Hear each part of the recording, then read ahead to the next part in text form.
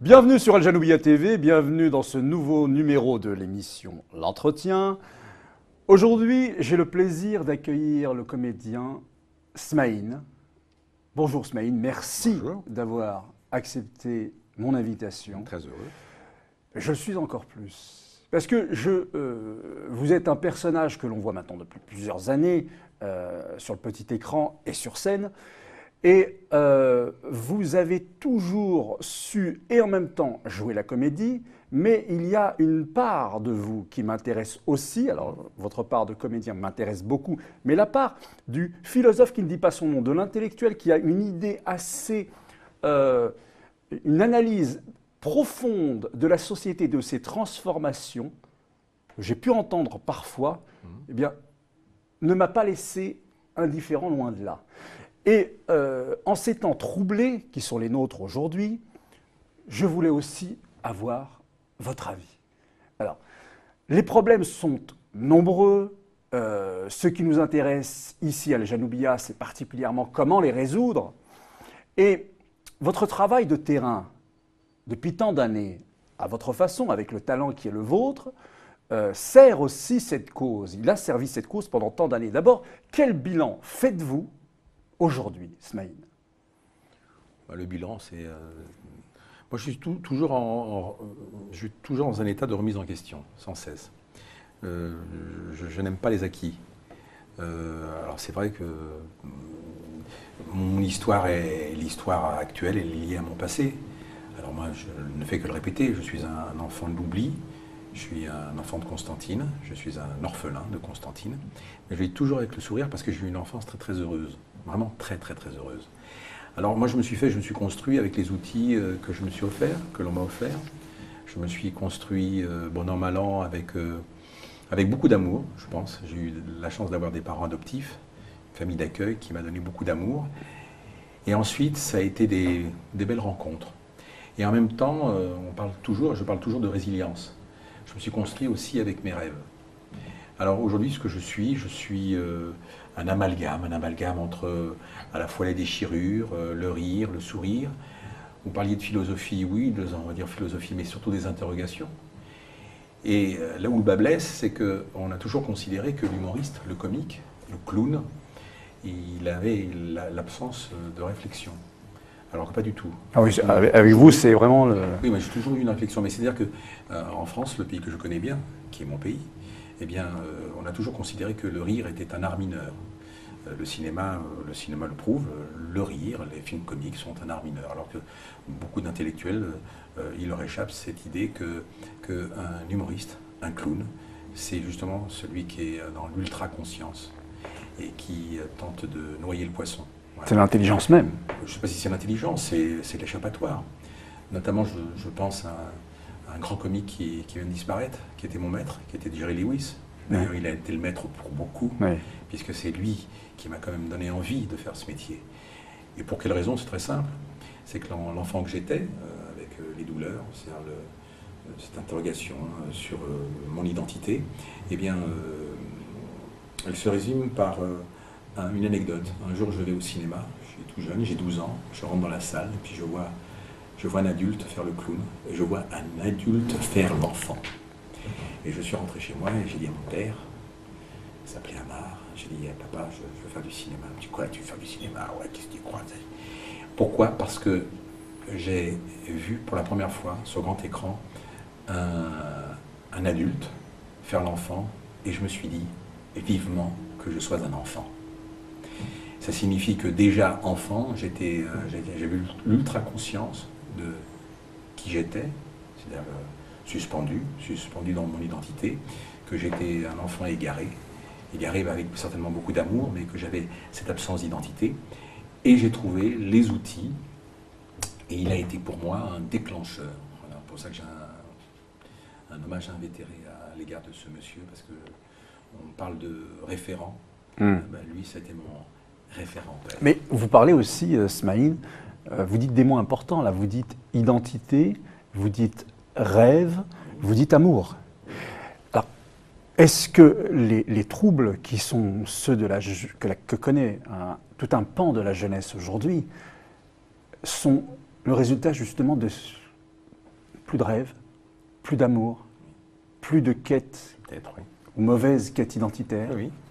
Parce que on est quand même passé. Oui. Je pense que, Smaïn, corrigez-moi si je me trompe, mais peut-être qu'il y avait aussi dans la société à l'intérieur de laquelle vous évoluiez, Oui. aussi un cadre Oui. qui faisait qu'on allait là, pas là, etc. Oui. Est-ce qu'il n'y a plus aujourd'hui? Le monde a bien changé. Effectivement, c'est vrai que j'ai eu beaucoup de chance. J'ai eu la chance d'être né dans une France, bon, même s'il y avait eu cette guerre d'Algérie, c'était une guerre. Moi, je suis né pendant la guerre d'Algérie. Je suis un fruit, le fruit d'une histoire conflictuelle. Je suis né. J'existe et il a fallu que je trouve mon échappatoire. Alors c'est vrai qu'à l'époque, c'était une France où il y avait, j'ai l'impression, en tout cas dans mon entourage, mon père, ma mère, les gens qui habitaient mon quartier, il y avait une vraie fraternité. Voilà. Et c'est vrai qu'aujourd'hui, bon, j'ai un peu plus âgé, maintenant j'observe le monde. Et c'est vrai qu'on est dans un marasme absolu. Alors moi je ne peux parler que de ce que je suis, de ce que j'observe. Et c'est vrai que peut-être que pour les jeunes, il y a cette absence peut-être d'horizon. Mais peut-être qu'on ne leur a pas donné l'occasion d'avoir un horizon. C'est vrai qu'aujourd'hui, il y a un éveil des consciences. C'est-à-dire que aussi, est-ce que les politiques n'ont pas une certaine responsabilité face à ça? C'est la question que je me pose, mais je pense que c'est beaucoup plus les sociologues qui pourront répondre. Moi, ce que je ressens, c'est que j'avais à l'époque la possibilité de trouver ma place. J'ai trouvé ma place. Et aujourd'hui, est-ce qu'on donne à ces jeunes la possibilité de trouver leur place, d'avoir un horizon, d'avoir des ambitions, etc. Alors peut-être qu'il leur manque peut-être de l'ambition. Et alors aussi, il faut savoir aussi s'échapper. Moi, j'ai toujours dit aux jeunes que je rencontrais, bien avant, je disais, mais cassez-vous des banlieues. On vous a enfermé dans le ghetto. C'est la cerise sur le ghetto. Cassez-vous, vous voyez le monde aussi, ce que j'ai fait, moi. Moi, quand j'étais gosse, je voyais les feuilletons à la télé. Vous vous souvenez, Manix, tout ça, Mission Impossible, ça. Puis un beau jour, je me suis dit, mais c'est ça l'Amérique? Non, je vais prendre mon sac à dos et je vais aller voir. Et je suis parti avec un pote, j'ai recherché Vous Manix. êtes allé où, hein? Je fais le tour des États-Unis. Je suis parti de New York, hop, je suis revenu à New York. J'ai fait tout le tour. Je cherchais Manix. Je cherchais celui qui représentait cette Amérique, etc. Évidemment, je ne l'ai pas trouvé. J'ai compris que c'était du rêve. Mais j'ai été... Mais c'était bien, c'était important, ça vous C'était a très poussé à y important. aller. Bien sûr, mais c'était important pour moi parce que c'était important parce que je voulais voir cette réalité. Il arrive un moment où il faut ouvrir les yeux. Il faut arriver un moment où il faut s'échapper. Il faut donner l'occasion à ces jeunes de partir. Foutez le camp, cassez-vous de la condition où vous a enfermé. Et c'est vrai que ça soulève le problème. Alors là, c'est des problèmes aussi, de structure architecturale. C'est-à-dire qu'on a créé dans les années 60, et ça c'est sous De Gaulle, on a créé ce qu'on appelle toute cette banlieue, autour de Paris, tous ces HLM. Et c'était pour enfermer un peu ce que nous étions, notre identité aussi. Non, moi je l'ai refusé ça. Moi j'ai refusé. Et je l'ai refusé surtout en épousant une vraie valeur, c'était la langue française. Et on ne pouvait pas m'attaquer là-dessus. Donc j'ai tout fait pour me cultiver, parce que j'ai d'abord par curiosité, et je savais que c'était aussi pour moi une arme de défense massive. Mais alors quand un jeune maghrébin, comme vous fassiez ce maghrébin, arrive, et comment ça se passe? On fait de la télé comme ça et on devient la star numéro 1. On ne voyait que vous, Smaïn. Mais on devient pour certains un alibi, on devient pour certains un porte-drapeau. Moi, je l'ai fait pour ni l'un ni l'autre, je l'ai fait pour moi-même, parce que j'avais vraiment envie d'être un clown, j'avais envie vraiment de monter sur scène et de me donner corps et âme de ce qu'a pu me donner, m'inspirer des gens comme Jerry Lewis, comme tous ces acteurs qui ont animé mon envie. Alors on peut en citer plein, il y a eu Henri Salvador, il y a Richard musique, aussi. non, pas Pierre Richard, désolé, mais bon, je ne sais pas si vous allez le couper, mais non, mais pas Pierre Richard. Non, mais plein d'autres, il y a eu, je sais pas moi, il y a notamment Yves Montand, il y a Fernandel, voilà. Ils m'ont donné cette envie de m'exprimer. Après, j'ai eu la chance de tourner avec Pierre Richard, certes, mais j'ai été animé par par d'autres. Voilà. Ouais. Et Bon, c'est une chance inouïe. c'est un parcours assez... Enfin, c'est normal d'être animé par d'autres au départ avant de trouver sa propre... Et après, c'est la chance. Après, c'est la chance. Les rencontres. C'est les Parce rencontres. que vous avez prononcé aussi ce mot, les rencontres. Les rencontres, oui, j'ai eu de très belles rencontres. Ce qui fait dire que, d'abord, je n'ai Donc pas la du vie, tout... c'est des rencontres. Parce que La vie, c'est des rencontres. C'est Oui. de mauvaises rencontres. Il y a des mauvaises rencontres et puis il y a des bonnes rencontres. J'ai eu la chance d'avoir des bonnes rencontres parce que j'étais habité par l'envie, par le désir. Et puis c'est aussi ce désir, je l'ai aussi, on l'a ressenti et c'est pour ça qu'on m'a donné cette chance. Vous vous êtes senti désiré. Oui, parce que j'avais besoin d'être désiré. Ouais. Je pense que quand on a une histoire lourde comme j'ai pu vivre, c'est-à-dire lourde intérieurement, c'est-à-dire la quête de l'identité, l'oubli. L'oubli, moi je suis un enfant de l'oubli, donc j'ai tout fait pour qu'on ne m'oublie pas. Donc on dit d'un acteur, il est acteur, mais non, ce mot n'existe pas. Être acteur, être un comédien, on fait l'intéressant. On fait l'intéressant parce qu'on est là pour exister, on est là pour sortir les mots, pour qu'on s'intéresse à nous. Et moins on dit de conneries, mieux c'est. Voilà. Donc être acteur, être comédien, bon, j'ai voulu faire le conservatoire, j'ai pas fait le conservatoire. Je suis monté sur scène et j'avais envie d'exister, j'avais envie de faire l'intéressant. Et j'ai compris aussi que faire l'intéressant aussi, c'est qu'il y avait aussi la forme, puis il y a aussi le contenu, ce que j'allais dire. Donc moi j'avais besoin aussi, lié à mon identité, à mon physique, j'avais envie de démontrer aussi. Moi, au début, puisque nous sommes dans l'intimité, au début, moi, on m'appelait Jerry. On vous appelait, pardon? Jerry, Jerry, parce que j'imitais Jerry Lewis. Ouais. J'étais un très bon imitateur de Jerry Lewis. Et puis après, puis Smaïn s'est imposé. Et j'ai gardé Smaïn. J'aurais pu changer et me faire appeler François, mais je me vois mal avec la tête que j'ai, François à l'Olympia. J'ai gardé mon identité, c'est ma fierté absolue. Smaïn. Voilà. Et c'est ce que je dis dans mon bouquin. J'ai sorti un petit bouquin. Le titre. Ça s'appelle Les pensées de Smaïn. Et je dis, voilà, c'est spontané. Je dis, Moïse, la caméra, Moïse est un enfant du Nil, Smaïn est un enfant de la Seine. Voilà, c'est-à-dire que je me suis construit autour de mes rêves, autour des mots, autour de la langue française. Et malheureusement, il se trouve que voulez-vous, c'est l'histoire. Quand on me demande si je parle arabe, malheureusement, je ne parle pas arabe. Mais j'aurais aimé parler arabe. Trop tard. Il n'est pas trop tard. C'est une nouvelle aventure. Ça sera une nouvelle aventure. C'est pour ça que je suis allé au festival d'Oran, festival du cinéma arabe, parce que je m'intéresse aussi à mes origines. À la culture arabe. Oui, j'ai toujours été. Et merci de m'inviter, parce que je vais toujours là où on m'appelle, je vais toujours là où il y a de la culture, je vais toujours là où ça peut éveiller en moi un certain intérêt, un intérêt personnel, c'est-à-dire d'aller vers l'autre, de me construire. Voilà. Il y a une très belle phrase d'un grand peintre français qui s'appelle Soulage. Je fais ce qui m'apprend ce que je cherche. Je suis un homme qui a toujours cherché. Je cherche toujours. Je cherche toujours ce que je n'ai jamais eu, la quête de l'identité. Et voilà pourquoi je fais le choix de mes rencontres. Il est à travers la sensibilité, il est à travers l'intelligence, il est à travers. Et j'ai un âge maintenant où je gagne du temps. C'est-à-dire que je vais à l'essentiel. J'ai cette image de vous, Smaïn, voir ça à la télévision. Peut-être un reportage, je ne sais plus trop, où on vous voit sur un pont à Constantine, en train de verser des larmes. On aurait dit que vous alliez remplir un fleuve. Ah oui, parce que Constantine, c'est le début de ma vie. Constantine, c'est... on sentait un besoin à nouveau. Oui, parce que Constantine, c'est le point d'interrogation. C'est un joli mot, Constantine, Cirta. C'est un joli mot, mais c'est un mot qui a vécu aussi des drames, des larmes, dont le mien.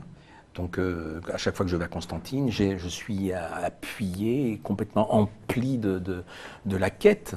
Voilà. Et voilà pourquoi que tous les habitants de Constantine, juifs, catholiques, arabes, pieds noirs, etc., sont mes frères.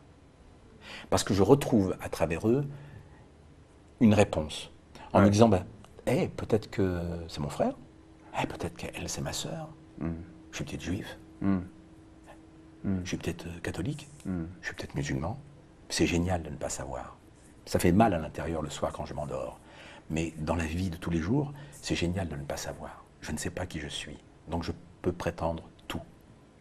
Et est-ce qu'en grandissant, puisque vous parliez de votre âge, ce besoin de l'Algérie est plus fort encore qu'à vos débuts? Mais c'est essentiel. C'est essentiel. L'origine est essentielle. Donc je suis en quête. Je suis en quête et puis aussi, je pense, entre parenthèses, nous sommes aussi un symbole. Je pense être un symbole. Le symbole. Lequel alors? Le symbole d'être entre les deux rives de cette Méditerranée, être entre le Mistral et le Sirocco, être perdu et éperdu. J'aime la France, puis j'aime l'Algérie. Je suis peut-être le lien entre ces deux rives. Et la guerre d'Algérie, ce que je connais, a été un drame pour nous tous. Mais ma réussite, je pense que je la dois à une seule chose. Je ne me suis jamais senti coupable. Mais Smaïn, j'ai cru comprendre entre les lignes, ça n'a peut-être jamais été dit par vous de manière officielle, que vous avez aussi refusé d'être l'espèce de leader de quelque cause que ce soit. Je refuse, mais oui, parce que je suis un artiste. Parce que on vous l'a proposé? Je ne me suis pas trompé? Évidemment, plein de gens. Il y a beaucoup de politiques qui se sont approchés de moi pour que je les appuie. Et tout ça. J'ai rencontré les politiques, mais ce n'est pas mon rôle. Et qu'est-ce que vous leur répondiez? Ce n'est pas mon rôle, tout simplement. Ce n'est pas mon rôle. On vous en voulait pas pour ça? Mais c'est Aznavour. On vous disait pas, tu refuses de jouer alors que tu pourrais nous aider, tu pourrais faire en sorte que telle chose. Je pense que moi j'en avais parlé avec Charles Aznavour. Ouais. Et Charles, on connaît son histoire aussi, à savoir que il a aussi une déchirure de son identité, une souffrance de son identité. Mais ce qui est merveilleux, c'est qu'il a trouvé cet homme, d'abord, je considère que c'est un grand poète. Au départ, on oublie que Aznavour est un grand poète, mais surtout, il a trouvé son outil, chanter. Moi, mon outil, c'est de jouer la comédie, de monter sur scène, chanter, c'est de faire rire, etc. L'acte politique, il est là. L'acte politique, il est dans la tête que j'ai. Le fait de m'appeler Smaïn. Il n'y a pas besoin de chercher ailleurs. Alors appuyez, puis vous savez, les politiques, ils passent. Nous, on reste. Vous ne le regrettez pas, donc, moi, aucunement d'avoir... Rien des temps. Dites-moi, Smaïn, aujourd'hui alors, ici et maintenant, oui. Qu'est-ce que vous avez envie de faire? Ce que j'ai envie de faire, on est en 2017. De continuer, et qu'on me donne la chance de pouvoir, qu'on me donne encore les outils, cette chance de pouvoir continuer. C'est dur. Pourquoi c'est plus dur aujourd'hui pour Smaïn? Parce que c'est dur parce qu'il y a un avant, et il y a un pendant, et il y a un après. C'est-à-dire? Et c'est vrai qu'on est dans un système. C'est un système où on vous oublie? Non, oubliez, non. Alors quoi? On vous écarte, disiez-vous? N'oubliez pas. Ah non, les gens dans la rue non. n'oublient pas. Quand les gens dans la rue me demandent des autographes, me sourient, etc., pour moi, c'est une réponse extraordinaire. Mais je parle du métier. Alors, expliquez-nous. Le métier est un métier difficile. Ouais. Parce que, vous savez, il suffit... les décisions, c'est pas nous qui les prenons. Nous, on a les désirs. Mais un film, ça, c'est un producteur qui dit oui, c'est une émission de télévision, un programmateur qui dit non, etc. D'accord. Et nous, on est là à attendre. Mais moi, j'ai jamais attendu, moi. Ouais. Jamais attendu. Je n'attends pas après les autres. Moi, j'y vais, je fonce. Alors, on me voit moins à la télévision. C'est pas important. Vous le regrettez? Il y a une vie après la télé? Non, pas du tout. Non. Aucunement. Mais ça ne m'empêche pas d'écrire des bouquins, ça ne m'empêche pas de faire de la scène, ça ne m'empêche pas de faire la mise en scène en ce moment d'un spectacle. Non, je vis mon métier pleinement. Mais il y a toujours un parallèle. Il y a toujours l'idée de la télévision, c'est-à-dire que la télévision, souvent les gens me disent « on ne vous voit plus, qu'est-ce que vous faites en ce moment ?» Donc c'est-à-dire que les gens sont polarisés sur le fait que la télévision, c'est le point de ralliement, c'est là. Non. Ouais. Il y a la vie. Ouais. Moi, je suis dans la vie. Ouais. Alors, qu'est-ce que vous faites aujourd'hui? Dites-nous. Il y a ce livre, Les pensées de Smaïn. Je viens d'enregistrer un album avec Michel Legrand. C'était un rêve de gosse. Ouais. Je fais de la mise en scène. Là, je suis invité à un festival de cinéma. Non, j'arrête pas. Cette mise en scène. La mise en scène, c'est-à-dire que je mets l'expérience que j'ai eue avec 40 ans de métier. Je la mets au service des jeunes. Je trouve ça merveilleux. Le thème. Le thème, c'est le couple. C'est une pièce qui s'appelle Parce que moi, ça m'intéresse beaucoup, le couple. Je vais vous inviter avec grand plaisir. Ça s'appelle Borderline, et c'est la remise en question d'un couple qui sont ensemble depuis 3 ans et qui se remettent en question sur... 3 ans. Avant, c'était 7 ans, avant de se remettre en question. C'est 3 ans. Sur le sentiment de l'amour. Voilà. Alors, c'est à la fois amusant, puis ça pose des vraies questions. La question aujourd'hui sur La question, c'est comment raviver un couple, comment raviver l'amour et le sentiment. Voilà. Et vous en pensez quoi, vous? Moi ça reste entre nous, je ne dirai rien. Eh bien, Smaïn, nous, ce qu'on veut, c'est vous voir et vous entendre aussi. Parce que quand il se passe. Alors, je ne vous demande pas d'engagement politique, évidemment, vous l'avez précisé. Mais l'engagement politique, il est là. Mais vous le faites, et tout le monde. Enfin, dès lors que quelqu'un est citoyen, sa citoyenneté est un engagement politique. Oui. Dès lors qu'il réconcilie des gens en bas de chez lui, il fait de la politique. Oui, exactement. Qu'il propose telle ou telle belle chose à ses contemporains, à ses concitoyens, c'est ça. Le rire est un acte. Le rire aussi est un faire acte. Faire rire ses amis, faire rire les gens. Leur faire du bien, c'est un acte politique. Le rire est un ralliement. Le rire des armes. Vous riez beaucoup en ce moment, Smaïn? Énormément. C'est vrai. J'aime beaucoup rire. Mais d'abord, j'aime rire, puis j'aime faire rire aussi, etc. Alors, je ne fais pas rire sur scène. Non, parce que c'est vrai qu'on se demande parfois, alors, le comédien fait rire les autres, mais qu'est-ce qui fait rire le comédien? Alors, moi, ce qui me fait rire, c'est surtout ce qui est inattendu. Ouais. Alors, c'est servi là en ce moment. C'est vrai que j'ai un gros défaut. C'est un gros défaut. C'est que quand je vois les comiques, je ne ris pas très souvent. Je ris pas très souvent. Pourquoi? Parce que j'ai une déformation. C'est que je regarde la manière dont il fait rire. Ouais.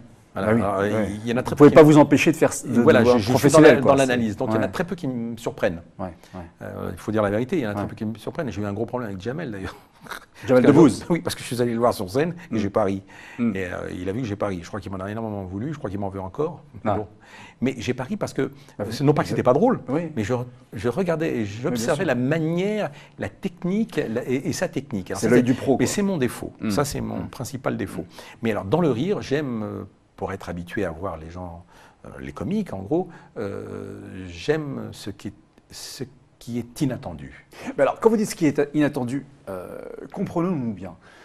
Pas mal de comédiens, d'humoristes, aujourd'hui, je sais que vous n'aimez pas trop le mot humoriste, mais pensent qu'il faut être justement très borderline pour surprendre et pour faire rire, parfois même être méchant. Oui, moi, ça n'a jamais été mon... Non, jamais. Non, jamais. Je suis un clown, moi. Ouais. Moi vous n'avez jamais été sur ce terrain-là? Non, jamais. Ouais. Jamais. Parce que c'est pas ma nature, mais ça n'empêche pas que mais ça pour certains, ça leur va très bien. Je trouve que mais je ne suis pas dans la méchanceté. On parle de l'humour noir, on parle de l'humour... mais je suis un observateur, hein, je regarde la manière dont ils travaillent, etc. Mais moi, je serais plus du côté de Vos. Que certains autres. Je veux dire, moi j'aime bien les nuances. Voilà pourquoi j'aime le rire dans l'enfance. C'est pour ça que j'avais une vénération absolue pour Jerry Lewis. Oui. Parce que c'était l'humour de l'enfance, c'était le rire, c'était du gamin. Ce qu'on appelle le slapstick. Ouais. C'était la grimace. Mais par exemple, Chaplin ne m'a jamais fait rire. Mais Chaplin, pour moi, est un poète. Pourquoi il vous a jamais fait rire? Parce que c'est pas spécialement drôle, c'est touchant, c'est émouvant, c'est un rire intérieur, c'est un sourire intérieur, mais je trouve que c'est d'une émotion absolue. Et je suis un fan absolu de Chaplin. Mais je n'ai jamais été en éclat de rire devant Chaplin. J'ai une tendresse absolue aussi pour Laurel et Hardy. Ouais. Ah oui, mais c'est des comiques que je vénère absolument. Mais c'est marrant parce que c'est des comiques de l'enfance. Ouais. Et aujourd'hui, maintenant, et ça rejoint ce que vous disiez, c'est qu'aujourd'hui, il y a une surenchère. Oui. La surenchère, c'est-à-dire que plus on sera méchant, plus on sera original, et plus. Mais c'est la société. Et je ne peux pas en démordre. Il y a une réalité, il faut l'observer. Je ne suis pas contre, je ne suis pas pour, j'observe. Ma dernière question, Smaïn. Qu'est-ce qui ne fait pas rire le comédien que vous êtes? Qu'est-ce qui me fait pas rire? La méchanceté gratuite. Bon, le bon mot, on l'a et on le dit parce que ça fait. Je n'aime pas les méchants. Je n'aime pas la méchanceté. C'est plus fort que moi. Okay. Voilà. J'aime pas. C'est pour ça que je fais moins de télé. Ah oui. Je n'aime pas les journalistes qui ont des oreillettes. Tiens non. Et vous n'en avez pas. Et ça, bravo. Parce qu'ils ont tous des oreillettes. C'est-à-dire qu'ils vous parlent, vous avez l'impression que vous êtes face à eux, tout seul, alors que derrière, ils sont 10. Tiens, posez cette question-là, tiens, posez cette question. Tiens. Et lui, il vous pose la question en regardant son oreillette comme ça. C'est pas vrai, quoi. Et j'aime pas ce qui est faux. J'aime bien, moi, quand c'est direct comme ça, quand on est sympa, puis que c'est spontané. Nous, on n'a rien préparé. Non. Je suis comme je suis, vous me prenez comme je suis, voilà. Mais eux, tout, alors, ils ont leurs fiches, ils préparent tout, ils ont les questions pour vous faire mal, etc., etc. Je ne les aime pas. Je ne nous, les on aime vous pas. aime, en tout Non, cas. mais je ne les aime pas. Je ne les aime pas. Je ne les aime pas. Je me comprends quand je dis Oui. je ne les aime pas. Je ne les aime pas parce qu'ils font mal leur travail. Alors que je pense que la vérité, elle est dans la spontanéité. Certainement. Je vous rejoins absolument là-dessus. Voilà. Nous, on vous aime, en tout cas, Smaïn. Merci beaucoup d'être venu nous rendre visite. Merci de m'aimer. À bientôt pour un Salut. nouveau numéro de l'entretien sur El Janoubia TV. Au revoir.